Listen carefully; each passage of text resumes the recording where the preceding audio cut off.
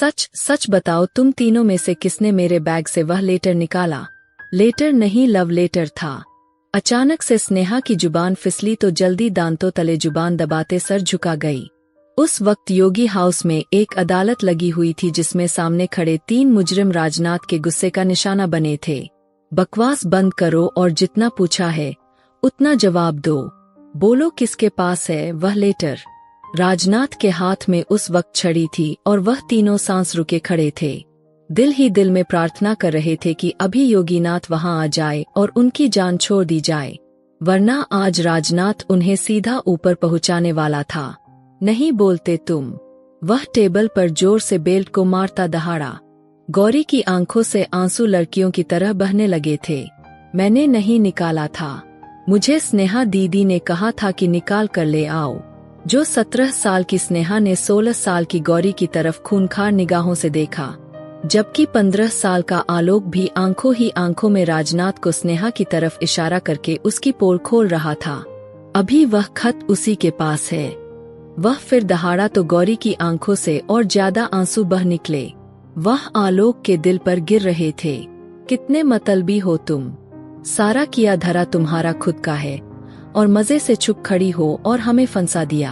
आलोक स्नेहा को गुस्से से घूर रहा था। वह दांत कपकपाती उसे देखने लगी। तुम दोनों निकलो यहाँ से जल्दी। 23 साल के राजनाथ ने सनी और आलोक को वहाँ से चलता किया जो उनसे उगलवाना था। उसके बाद अब उनकी जरूरत नहीं थी। कहाँ है? खुद लेकर आओगी या मैं खुद ढूंढ लूं तुम्हारे बैग से? वह उसे बहुत बुरी लगती थी, खासकर उसकी 2 चोटियां जो वह हमेशा आगे लटका कर रखती थी। ऊपर से शायद 10वीं क्लास में पढ़ती थी, लेकिन मोबाइल ने उसे भी अच्छा खासा खराब किया हुआ था। और सबसे बड़ी उसकी जासूसी वाली बात, राजनाथ उसे बहुत चिढ़ता था।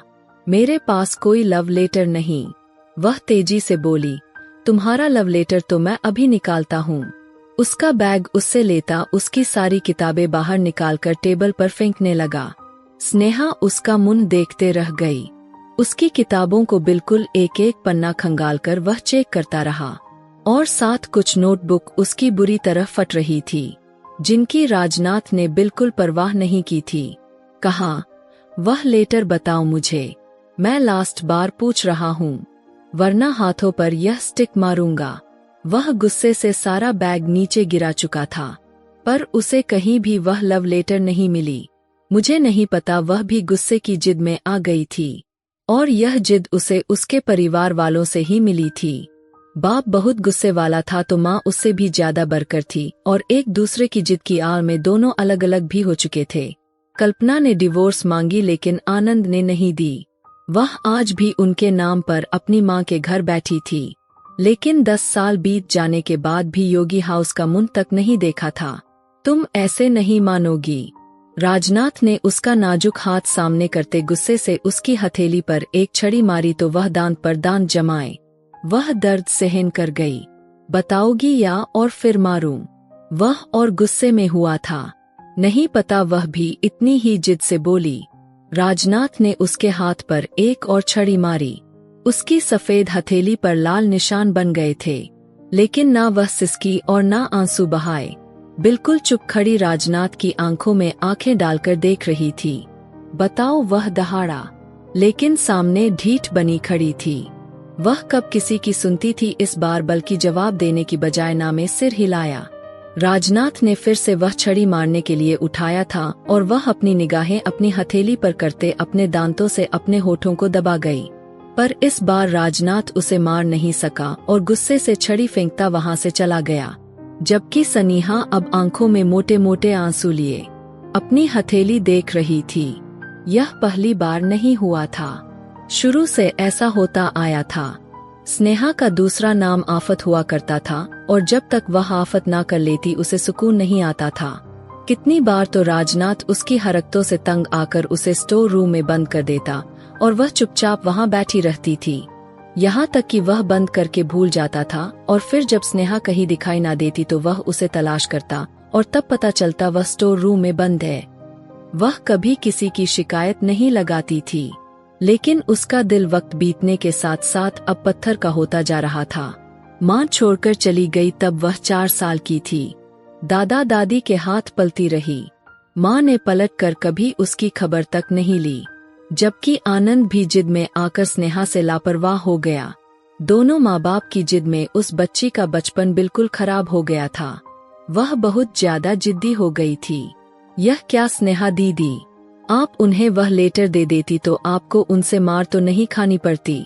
गौरी उसकी हथेली देखती रोती थी। वह बहुत नरम और छोटे दिल की थी। कोई जरा सा डर आता तो वह रो देती थी। किसी की जरा सी तकलीफ देखती, फिर चाहे वह परिंदा ही क्यों ना हो नहीं रह सकती थी। आंसू हर वक्त उसकी आंखों से बहने को तैयार बैठे रहते थे। अभी वह स्नेहा से किताब मांगने आई थी कि उसने राजनाथ के डर से वह सब बोल दिया। जब स्नेहा का हाथ देखा तो फिर वहीं बैठकर रो दी। वह लेटर इसलिए नहीं देना चाहती थी जिस लड़की ने राजनाथ को देने के लिए कहा था। स्नेहा उसे जरा भी पसंद नहीं करती थी और स्नेहा यह नहीं चाहती थी वह इस घर की बहू बने। उस लड़की से उसका 36 का आंकड़ा था। वह लड़की इसी के स्कूल में पढ़ती थी। राजनाथ को वह लड़की रास्ते में मिली थी और उसने उसे वह खत के बारे में बताया था। तभी राजनाथ इतना भड़का हुआ था। वह यह नहीं चाहता था कि ऐसी वैसी कोई चीज इस घर की लड़कियों को खराब करे। वह खत लेकर फाड़ देना चाहता था। इसलिए वह स्नेहा पर इतना गुस्सा कर गया था। से नहीं है ही क्या वह जो बाज आती, वैसे तो वह राजनाथ से बहुत चिढ़ती थी। राजनाथ हैरान हुआ था तो वह बहुत मुस्कुराई थी। प्यार से मांगते तो जान भी दे देती, जिससे मांग रहे थे तो मर भी जाती, कभी ना देती। वह आंखों में जुनून लिए बोलती गौरी को डरा गई थी। आपको दवा लगा दूं स्नेहा दीदी, गौरी ने उससे डरते हुए पूछा, पर वह चुपचाप रही। माँ बाप से वह लड़की नफरत करती थी, बहुत ज्यादा नफरत। अब उस लिस्ट में राजनाथ और योगीनाथ का भी हिस्सा हो गया था। वक्त बीतता जा रहा था, सबके बीच वही नोक झोंक चलती रही। 24 साल का था राजनाथ जब आनंद के पास विदेश चला गया और वहीं अपनी पूरी पढ़ाई की। स्नेहा को इस बात से बहुत गुस्सा आया था। आनंदनाथ के पिता योगीनाथ थे। आनंदनाथ स्नेहा के पिता थे, लेकिन कितने साल से वह बाहर थे। मजाल था कभी स्नेहा को बाहर बुलाया हो, लेकिन राजनाथ को बुला लिया। उन दिनों स्नेहा ने खाना पीना छोड़ दिया था। उसके दादा दादी उससे बहुत प्यार करते थे और कोशिश करते थे कि उसे किसी चीज की कमी महसूस ना हो, लेकिन वह 2-2, 3-3 दिन बिना खाए रह लेती थी, पर किसी को दिल का हाल नहीं बताया करती थी। तीसरे दिन खुद ही खाना पीना स्टार्ट कर देती। 10वीं के पेपर होने को थे। पूरे बोर्ड में टॉप किया था। योगीनाथ ने सब रिश्तेदारों को मिठाई बांटी, लेकिन स्नेहा खुश नहीं थी। यह खुशी तो माँ बाप के साथ मनाने में होती है, लेकिन उसके माँ बाप तो उसे पैदा करके ही भूल गए कि दादा दादी ने उसका बहुत अच्छे कॉलेज में एडमिशन करवाया था। अपनी जिंदगी में वह मगन हो गई थी। भूल गई थी कोई माँ बाप भी है और कोई राजनाथ जैसा आदमी भी है। लेकिन फिर जिंदगी ने ऐसा पलटा खाया जब वह कॉलेज के पेपर देकर फ्री हुई थी। उसे उसके दादी ने रोते हुए जो बताया, उसने तो उसके पैरों तले से जमीन खींच ली थी। उसके पापा आनंदनाथ को कैंसर था और वह उसे अपने पास बुलाना चाह रहे थे। वह खुद तो नहीं आ सकते थे, लेकिन वहाँ उनका इलाज चल रहा था। पर उन्होंने अपने माता पिता से बहुत इच्छा की थी कि वह स्नेह को उनके पास भेज दे। पापा की इस बीमारी का सुनकर उसका दिल दुखा था, लेकिन उसकी आंखों से आंसू बाहर नहीं आए और फिर उसने जाने से मना कर दिया। दादा दादी ने बहुत जोर लगाया। उसका पासपोर्ट, वीजा सब कुछ मंगा लिया गया, लेकिन उसकी एक ही जिद थी, उसे नहीं जाना। कोई दूसरी बात नहीं, और फिर भी इतना मना करने के बाद वह आनंद तक पहुंच गई थी। वह जानते थे उनकी बेटी पर उनका हक है। उन्होंने फोन कॉल पर उससे बात करनी चाहिए, लेकिन स्नेहा ने फोन पर बात करने से मना कर दिया। उनकी हालत दिन ब दिन बिगड़ती जा रही थी। राजनाथ को रह रह कर उस पर बहुत गुस्सा आ रहा था। बाप मौत के मुंह में जा रहा था और बेटी को अपनी घमंड प्यारी थी।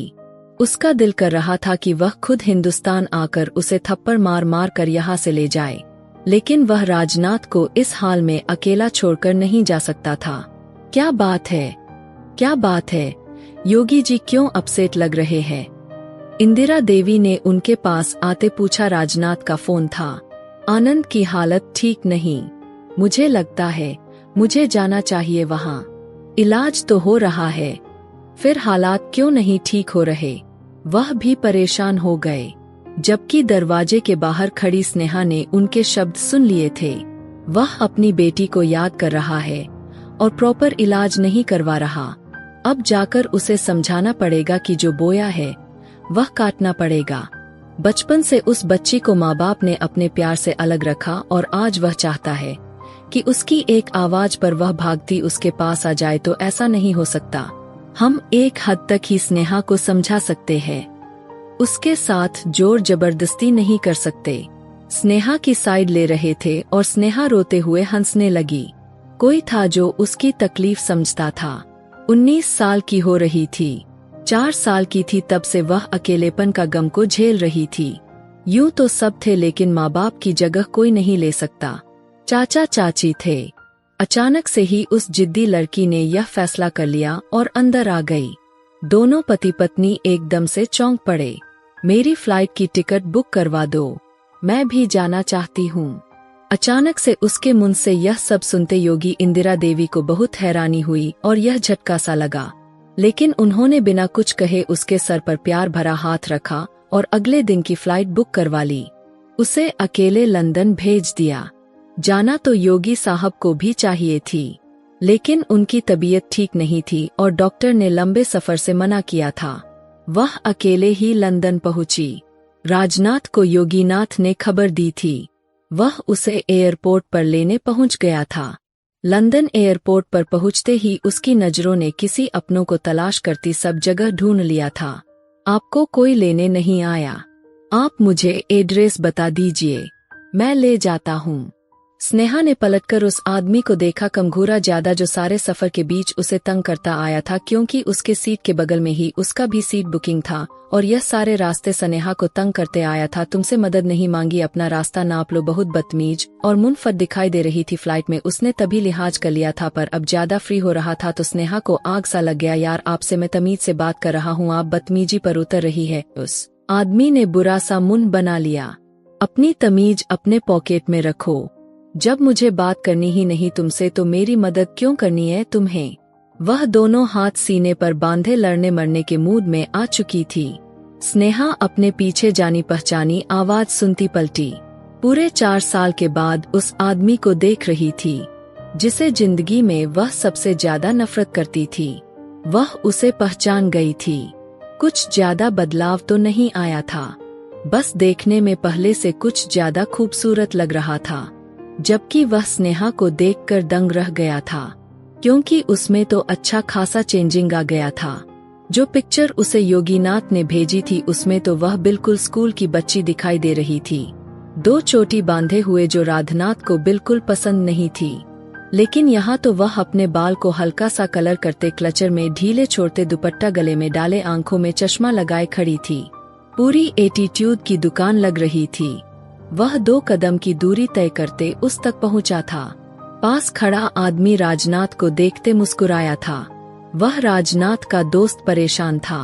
दोनों एकदम एक दूसरे के आमने सामने हुए और हालचाल पूछने लगे। ऐसे में राजनाथ ने स्नेहा को बिल्कुल ही नजरअंदाज कर दिया। वह बस उन दोनों को घूरती रह गई। वह गुस्सा पीकर अपना बैग लिए बाहर की तरफ निकली। चलो फिर, तुमसे कल मुलाकात होगी, इस आफत को घर पहुंचा दो। राजनाथ उसे एक्सक्यूज करता बाहर निकला तो वह सामने ही किसी टैक्सी को रोके उसे एड्रेस समझा रही थी। राजनाथ उसके हाथ से उसका बैग लेते अपने गाड़ी की तरफ बढ़ा तो स्नेहा उसे गुस्से से घूरने लगी। दोनों ही एक दूसरे के जिद में एक दूसरे को हरा रहे थे। वही गुस्से से खड़ी रही। तभी वह सामान रखकर वापस आया। खुद चलोगी या हाथ पकड़कर गाड़ी में बैठा दूं? जो उसको गुस्से से घूरते हुए उसे नमस्ते तक करना जरूरी नहीं समझा। मैं अब 15 साल की स्नेहा नहीं जिसे आप हाथ पकड़कर मारते थे। आज हाथ लगाओगे तो हाथ तोड़ दूंगी तुम्हारा। वह उसके पास होकर उसके कान में धीरे से बोलती वह खुद ही उस गाड़ी की तरफ बढ़ गई। राजनाथ तो उसका एटीट्यूड देखकर ही दंग रह गया था, लेकिन फिलहाल चुप रहना ही अच्छा समझा था। वह उसे लेकर अपने फ्लैट में आया, जहां वह दोनों रहा करते थे। आनंद को भी अपने साथ रखा हुआ था। उसने अपनी कमाई से वहां अपना खुद का फ्लैट खरीद रखा था। लड़का पहले से ही बहुत मेहनती था। अपने पैरों पर खुद खड़ा होना जानता था। 1 साल पहले ही उसने वहां शिफ्ट किया था। बहुत खुददार आदमी था, इसलिए आनंद के लाख चाहने के बावजूद भी वह उसके बड़े से घर में नहीं रह रहा था। पर अब जबकि उनकी तबीयत खराब होने लगी थी, वह उनका ख्याल रखने के लिए उनको अपने पास लाया था। स्नेहा का बेद खुद उसे लिए रूम में छोड़ने आया था और उसके पीछे ही वह चली आई थी। फ्लैट बहुत खूबसूरत था।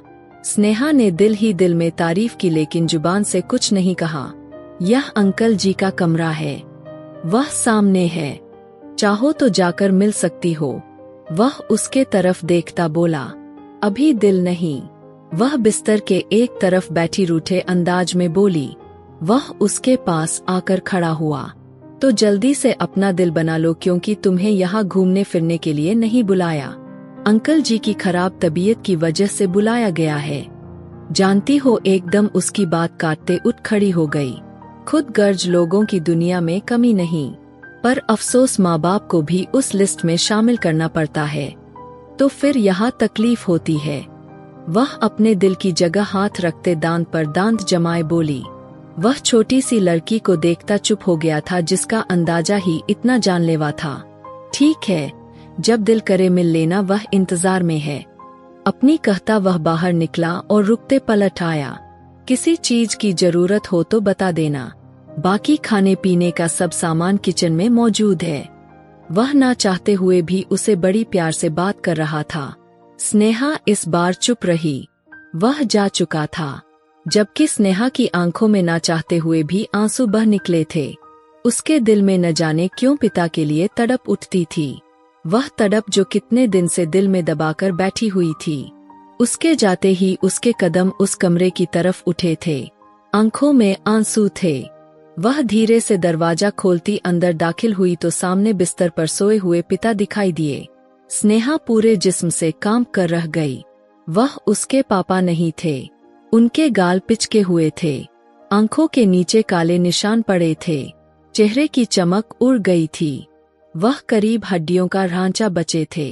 उन्हें देख जोर जोर से रोते हुए पीछे हुई, दीवार के साथ जा लगी। नहीं, यह मेरे पापा नहीं है। उसने हमेशा पिता को एक हैंडसम और रोबदार आदमी देखा था। उनकी पर्सनालिटी बहुत जानलेवा था और स्नेहा को बहुत पसंद थी। चुप चुप कर पिता को निहारा करती थी, और जब वह लंदन आ गए तो योगीनाथ के मोबाइल से पिता की तस्वीर निकालकर अपने मोबाइल में सेंड कर लिया करती थी। फिर अपने रूम में बैठकर उनको देखा करती थी। यह राज आज तक किसी को मालूम न होने दिया, क्योंकि स्नेहा को अपने राज रखने आते थे। अचानक उसकी रोने की आवाज सुनता राजनाथ अंदर दाखिल हुआ। वह उसकी तरफ बढ़ा, जो अब ऊंची आवाज में रोना शुरू हुई थी। वह उसे लिए कमरे से बाहर निकला। वह नहीं चाहता था स्नेहा आनंदनाथ के सामने रोए। यह मेरे पापा नहीं, यह मेरे पापा नहीं, वह अजीब अंदाज में बोली थी। राजनाथ को वह अपने आपे में नहीं लग रही थी। पहली बार जो भी उनकी हालत देखता वह ऐसा ही बोलता था। फिर उसने भी तो अचानक ही देखा था। उसका इस तरह का एक्ट करना कोई अलग बात नहीं थी। नेहा, इधर देखो, संभालो खुद को। वह उसे सहारा देता एकदम बौखला गया था। उसके हाथ नहीं आ रही थी। बार बार उसे खुद को छुड़ाकर आनंद के कमरे की तरफ लपक रही थी। मुझे मेरे पापा लाकर दे दो, यह मेरे पापा नहीं हो सकते। वह बच्चों की तरह रो राजनाथ का कॉलर पकड़ गई। उस वक्त वह अपने होश हवास में नहीं लग रही थी, इसलिए राजनाथ ने उसकी उस गलती को नजरअंदाज कर दिया, वरना अच्छा खासा सबक सिखा सकता था। वह उसके दोनों हाथ थामे टीवी हॉल में लाते उसे बिठाया और उसके दोनों हाथ को थामे इसे देखता रहा। स्नेहा वह लग ही नहीं रही थी जिसे अभी कुछ देर पहले मुलाकात हुई थी। यह तो कोई और छोटी सी बच्ची लग रही थी। मेरे पापा को क्या हुआ? वह आंसू बहाते उससे पूछ रही थी। जो उस वक्त उनकी हालत है वह बहुत नाजुक है स्नेहा, लेकिन अच्छा हो सकता है अगर अपना प्रॉपर इलाज करवाएंगे तो। अब की बार वह धीरे से बोला, वह तो आपको अपना बेटा मानते हैं ना, फिर क्यों नहीं इलाज करवा रहे आप उनका? वह अपने आंसू पोंछती बोली। राजनाथ ने गहरी सांस ली। वह तुम्हारा इंतजार कर रहे थे और तुम्हारे साथ एक और हस्ती का जो शायद तुमसे भी ज्यादा जिद्दी है। वह पीछे होता गहरा सांस भर गया। वह जिसकी बात कर रहा था, स्नेहा ने उसे सवालिया नजरों से देखा, लेकिन अगले ही पल उसे समझ आ गई। उसके दिल में माँ के लिए नफरत और ज्यादा बढ़ गई। वह पापा से मिलेगी। अपने आंसू पोंछती बोली, हाँ, लेकिन उनके सामने रोना नहीं, उन्हें हौसला देना है। इस हालत में उन्हें ज्यादा सपोर्ट की जरूरत है। नेहा, उनके दिमाग का एक हिस्सा काफी कमजोर हो चुका है। शायद तुम्हें पहचान ना पाए, लेकिन तुमने उन्हें रोकर नहीं दिखाना, उसे समझा रहा था। फिर से आंसू बहाने लगी। सनीहा पत्थर दिल थी, लेकिन उस वक्त वह कोई और ही स्नेहा लग रही थी। कैंसर सुना था, लेकिन जब आज अपने किसी को उस कैंसर में देखा तो पता चला यह बीमारी कितनी जानलेवा होती है। वह बाप के पास बैठी उनसे बातें करने लगी। उनका हाथ थामे अपने होठों से लगाए आंसू सब्र से पीने लगी। उसने अपने पिता के माथे पर होठ रखे सरना में हिलाती, दूर हुए, दूर रहो मुझसे स्नेहा, बेटा तुम्हें भी एलर्जी हो जाएगी। ना जाने वह यह सब कैसे बोल गए। पापा, आपको ठीक होना है, मेरे लिए खुद गर्ज जिद्दी स्नेहा तो कहीं थी ही नहीं। उसके बाद आनंद साहब के दिल पर जा लगे। वह इतने साल में पहली बार मुस्कुराए और फिर उनका इलाज शुरू हुआ, क्योंकि अब वह जीना चाहते थे। राजनाथ ने दिन रात एक कर दिया। उनके सारे टेस्ट एक बार फिर से होने लगे। कीमोथेरेपी हुई। अब कुछ हद तक अच्छे दिखने की कोशिश करते। उन्हें अस्पताल में एडमिट करना पड़ा। राजनाथ पानी की तरह पैसा बहा रहा था। बस उसे अपने अंकल को वापस चाहिए था। उनके तरफ से कुछ हद तक तसल्ली में हो गया था, लेकिन अचानक उनकी नई फरमाइश पर राजनाथ स्नेहा भी बुरी तरह से अपसेट हुई थी। उनकी इच्छा थी कि राजनाथ और स्नेहा की शादी हो जाए। स्नेहा किसी हालत में राजनाथ को अपना लाइफ पार्टनर नहीं देखना चाहती थी, तो दूसरी तरफ राजनाथ का भी यही हाल था। पर आनंद साहब की हालत को नजर में रखते हुए दोनों को यह करना ही पड़ा था और शादी हो गई हिंदुस्तान से। योगीनाथ और इंदिरा देवी, बाकी घर वालों ने वीडियो कॉल पर ही उसकी शादी अटेंड की थी। योगीनाथ ने उन दोनों को बहुत बधाई दी, जबकि यह वही जानते थे यह फैसला कितना सही होने वाला है। वह दोनों एक दूसरे की शक्ल भी बहुत मुश्किल से देखना पसंद करते थे और अब कहाँ सारी जिंदगी देखने वाले थे। पर आनंदनाथ की वजह से यह दोनों चुप थे। यह शादी कर गए थे क्योंकि उन्होंने अपने इलाज की शर्त यही रखी थी। वे दोनों अभी घर पहुँचे थे और बहुत ज्यादा थकान का शिकार हो गए थे। सोफे पर बैठे दोनों ही अपनी अपनी आंखें मूंद ली। दोनों में से कोई भी इस रिश्ते को एक्सेप्ट नहीं कर पा रहा था, पर फिर भी वह शादी जैसे मजबूत रिश्ते में बंध गए थे। कुछ खाना हुआ तो किचन में सब है, मैं सोने जा रहा हूँ। वह अपनी गाड़ी की चाबी और मोबाइल उठाता कमरे से बाहर चला गया। स्नेहा ने ध्यान देना जरूरी नहीं समझा। वह खुद इतना थक गई थी कि उसे खाने का क्या होश होना था। वहीं सोफे पर सर रखे आंखें मूंद गई। उसे न जाने कितनी देर हुई थी सोए कि अचानक जोरदार बिजली कड़की। बिजली के कड़क से उसकी आंखें खुल गई थी। बिजली दोबारा कड़की। सामने ही टीवी हॉल का डोर खुला हुआ था और हवाओं ने इधर का ही मुंह कर रखा था। बिजली कड़की तो जोरदार बारिश शुरू हो गई। स्नेहा को बारिश अच्छी लगती थी, लेकिन उसके साथ बादलों की गरज, चमक, बिजली की कड़क उसके पैरों तले से जमीन खींच लेती थी। बचपन में थी जब वह बादल गरजने की आवाज सुनती थी तो अलमारी में छुप जाया करती थी। बिजली चमकी, स्नेहा की बेचैनी बढ़ने लगी। कानों पर हाथ रखे वहां से उड़ती फिर से बिजली चमकती देख वह पीछे की तरफ भागी, सीधा राजनाथ के रूम की तरफ भागते अचानक उसे बाहर निकलता देख उसके सीने से जा लगी। क्या हुआ, तुम चिल्ला क्यों रही हो? उसे अपने सीने से लगा देख एकदम बौखला गया। वह उसे खुद से दूर करता वह उतना ही उसके सीने में छुपती जा रही थी। इतनी जोर से उसके साथ चिपकी थी कि राजनाथ को सांस लेना बड़ा मुश्किल पड़ गया था। पहले वाली बच्ची नहीं थी, अपनी जवानी से उसे अच्छे से मिलवा गई थी। पहली बार यूं किसी लड़की के गले लगा। उसे महसूस हो रहा था, यकीन नहीं कर पा रहा था, यही वह स्नेह है। बादल फिर से गरजे तो वह चिल्लाते ज्यादा उसके सीने में दुबक गई। राजनाथ ने अपने दिल को बेकाबू किए। एक गहरा सांस भरता उसे लिए कमरे में आया। दरवाजा लॉक कर लिया, लेकिन बादल की गरज और चमक कैसे रोक पाता। वह आवाज तो अंदर तक सुनाई दे रही थी। स्नेहा अब ठीक है, इधर देखो, मेरी तरफ देखो। वह किसी तरह उसे खुद से दूर करना चाहता था जो उसके चौड़े सीने में छुपी हुई थी। बाहर बादल, प्लीज मुझे छुपा लीजिए, किसी अलमारी में बंद कर दो। वह उसकी शर्ट को मुट्ठियों में दबोचे आंसू बहाते गहरी नीली आंखों से उसे देखती बोली। यही पल था जब राजनाथ के दिल की दुनिया को हिलाकर रख गई थी। वह अब भी उसके सीने से लगी बैठी थी। राजनाथ ने पीछे बैठकर सिरहाने से टेक लगा ली। उसे छोड़ नहीं रही थी, बिल्कुल उससे चिपकी हुई थी। उसे अपनी गोद में बिठाते वह पीछे हुआ तो उसकी गोद में दुबक कर बैठ गई। राजनाथ ने अपना होठ दांतों तले दबाया। वह उसके जज्बात पर बुरी तरह दबाव बना चुकी थी। रात की तन्हाई थी और वह उसकी धर्मपत्नी बन चुकी थी। वह उस पर हक भी रखता था। उसके दिल में इसी तरह के ख्याल उमड़ने लगे थे और उसके सीने से जा लगी थी। अपनी जवानी उसे अच्छी तरह से महसूस करवा गई थी। राजनाथ ने बेकाबू होकर अनजाने में उसके कमर के पास अपने बाजू जमाए तो अगले ही पल स्नेहा का बॉडी वाइब्रेट करता एक पल को थम सा गया। वह जो अभी तक डर के कांप रही थी, अचानक मजबूत हाथ उसके कमर और नाभि पर गया तो उसका डर कम हुआ था।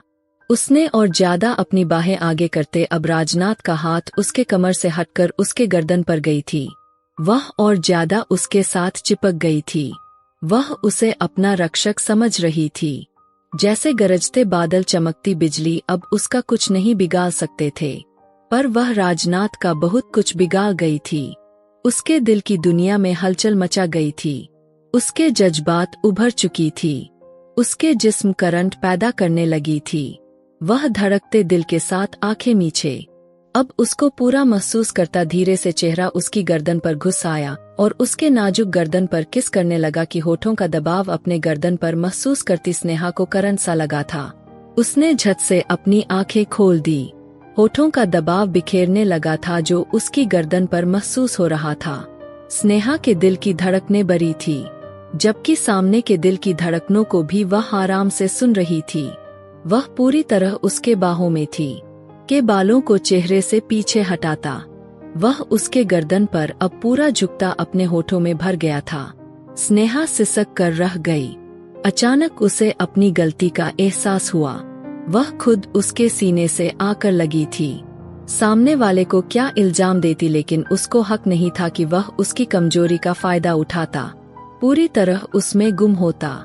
अब स्नेह ने एकदम से उसे पीछे धक्का दिया। वह झटके से पीछे होता, उसे देखने लगा। दोनों की नजरों का गहरा आमना सामना हुआ। अपने सीने पर से उसका हाथ हटाती खुद से दूर धकेल चुकी थी, जबकि अभी तक खुद उसकी गोद में बैठी हुई थी। राजनाथ उसके यूं पीछे करने पर अपने होश आवाज में आया था। जो कुछ देर पहले उस लड़की के नजदीक प्यार ने उसके होश छीन लिए थे। क्या क्या कर रहे थे आप? शर्म नहीं आती यूं मेरा फायदा उठाते हुए? उसके सब तीर की तरह राजनाथ के दिल में लगे। उसके कमर में हाथ डाले, एकदम बिस्तर पर पटक चुका था। उसका सर तकिए पर रख गया था। क्या बकवास कर रही हो? होश में तो हो? कब फायदा उठाया मैंने तुम्हारा? वह ठंडे शब्दों में उससे पूछ रहा था। अभी जो मेरी यहाँ गर्दन पर निशान डाल रहे थे, वह क्या था? अपनी गर्दन की तरफ इशारा करती बोली, तो राजनाथ के दांत के निशान दिखाई दिए। उसके चेहरे की तरफ देखते अगले ही पल उसके गर्दन पर फिर से झुकता जोर से वहां काट गया। स्नेहा तड़प कर रह गई। उसे पीछे हटाना चाहा, लेकिन उसके गर्दन के साथ जोक की तरह चिपक गया था। राजनाथ प्लीज रुक जाइए, मुझे बहुत दर्द हो रहा है, वह धीमा धीमा चिल्लाई। उसके दोनों हाथ पकड़ते तकिए के ऊपर एक साथ दबा गया, लेकिन अपना चेहरा उसकी गर्दन से नहीं हटाया। स्नेहा की आंखों से आंसू टूटकर तकिए में गिर रहे थे। उसे अपनी बेबसी पर रोना आ रहा था। वह कैसे उसका फायदा उठा सकता था, यूं उसके नजदीक आ सकता था? वह उसे अपने आप को छुड़वाते देखा तो खुद ही पीछे हुआ था। इसे कहते हैं फायदा उठाना। जो कुछ देर पहले तुम मेरे साथ ऐसे चिपक कर मेरे जज्बात के साथ खेल रही थी, वह उसके चेहरे के पास चेहरा करके धीमे अंदाज में दहाड़ा था। आज पहली बार स्नेहा को उससे डर लगा था। बचपन में जब भी वह उससे मार खाई कभी नहीं डरी, पर आज उसके इस व्यवहार से उसे डर लग गया था। वह पीछे हटा उसे खड़ा कर गया। वह बड़ी मुश्किल से अपने पैरों पर खड़ी हुई, जबकि राजनाथ उसकी कलाई एक हाथ से थामे हुए था। गौर से देखो, यह मेरा कमरा है और यह बिस्तर भी मेरा है। तुम यहाँ चलकर आई थी, मेरे सीने से चिपकी थी। मैंने तुम्हें खुद से दूर किया, लेकिन तुम फिर भी मेरे सीने में समाती रही, पर खोलती गई। बहुत बार तुम्हें पीछे हटाया, लेकिन तुम एक बार भी नहीं हटी हो और ज्यादा मेरे सीने में छुपती गई। अपनी जवानी का एहसास मुझे दिलाने लगी। मैं भी इंसान हूँ और तुम मेरी धर्मपत्नी हो। मेरे जज्बात भी अंदर से हिचकोले मारने लगे। मैं क्या कर सकता हूँ? अब की बार वह उसके पास होता। 2 कदम की